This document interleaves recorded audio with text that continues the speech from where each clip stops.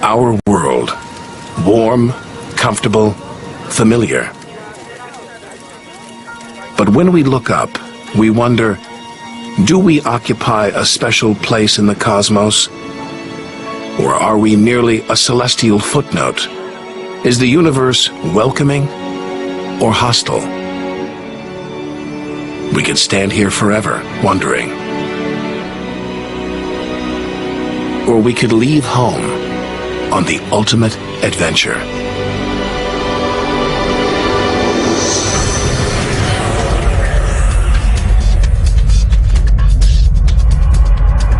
To discover wonders, confront horrors, beautiful new worlds, malevolent dark forces,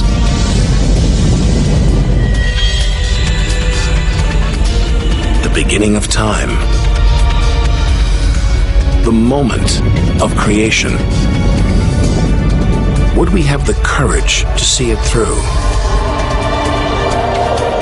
Or would we run for home? There's only one way to find out.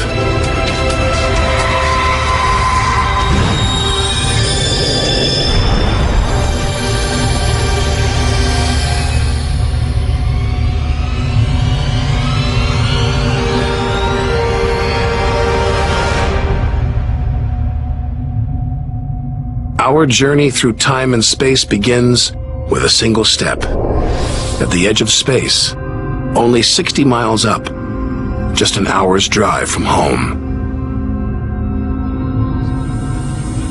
Down there, life continues.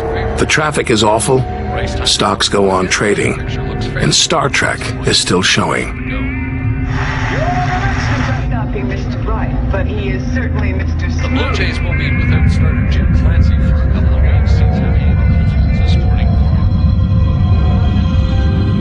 When we return home, if we return home, will it be the same? Will we be the same?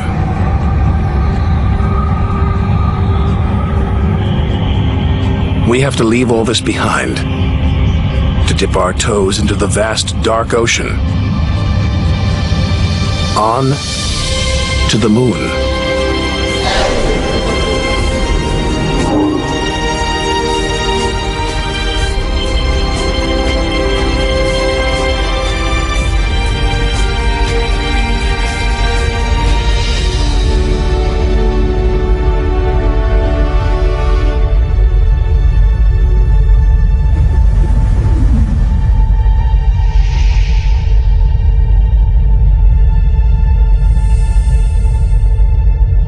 Dozens of astronauts have come this way before us. 12 walked on the moon itself. Just 250,000 miles from home. 3 days by spacecraft.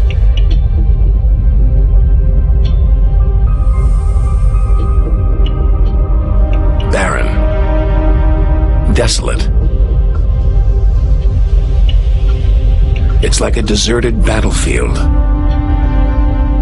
but oddly familiar. So close, we've barely left home.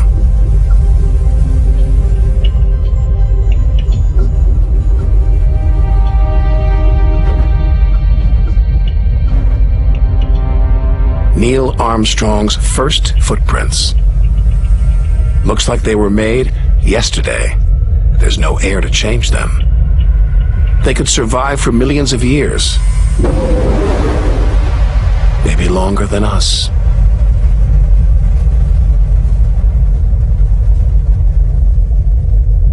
Our time is limited. We need to take our own giant leap. 1 million miles, 5 million, 20 million miles. We're far beyond where any human has ever ventured. Out of the darkness, a friendly face. The goddess of love. Venus. The morning star. The evening star. She can welcome the new day in the east, say goodnight in the west.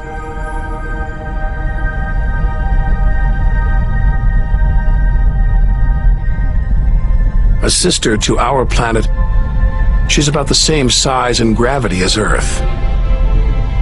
We should be safe here. But the Venus Express space probe is setting off alarms. It's telling us these dazzling clouds, they're made of deadly sulfuric acid. The atmosphere is choking with carbon dioxide.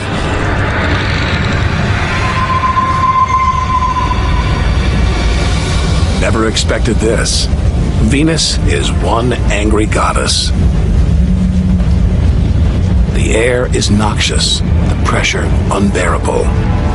And it's hot, approaching 900 degrees. Stick around and we'd be corroded, suffocated, crushed, and baked.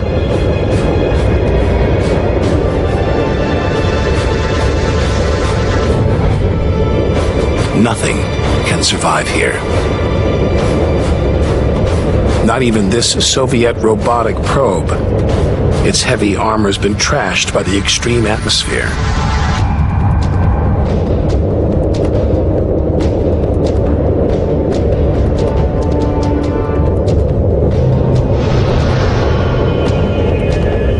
So lovely from Earth, up close this goddess is hideous.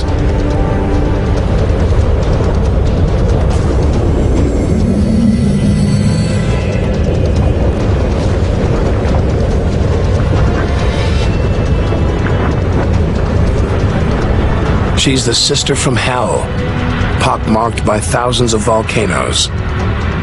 All that carbon dioxide is trapping the sun's heat. Venus is burning up. It's global warming gone wild. Before it took hold, maybe Venus was beautiful, calm, more like her sister planet Earth. So this could be Earth's future. Where are the twinkling stars? The beautiful spheres gliding through space? Maybe we shouldn't be out here. Maybe we should turn back. But there's something about the sun, something hypnotic, like the Medusa, too terrible to look at, too powerful to resist. Luring us onwards, on, like a moth to a flame. Wait, there's something else, obscured by the sun. It must be Mercury. Get too close to the sun, this is what happens. Temperatures swing wildly here. At night, it's minus 275 degrees. Come midday, it's 800 plus. Burnt, then frozen.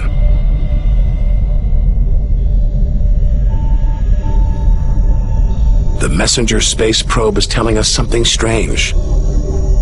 For its size, Mercury has a powerful gravitational pull. It's a huge ball of iron, covered with a thin veneer of rock, the core of what was once a much larger planet. So where's the rest of it? Maybe a stray planet slammed into Mercury, blasting away its outer layers in a deadly game of cosmic pinball. Whole worlds, on the loose, careening wildly across the cosmos, destroying anything in their path. And we're in the middle of it. Vulnerable, exposed, small. Everything is telling us to turn back. But who could defy this? The sun, in all its mesmerizing splendor. Our light, our lives. Everything we do is controlled by the sun, depends on it. It's the Greek god Helios driving his chariot across the sky. The Egyptian god Ra, reborn every day. The summer solstice sun rising at Stonehenge. For millions of years, this was as close as it got to staring into the face of God.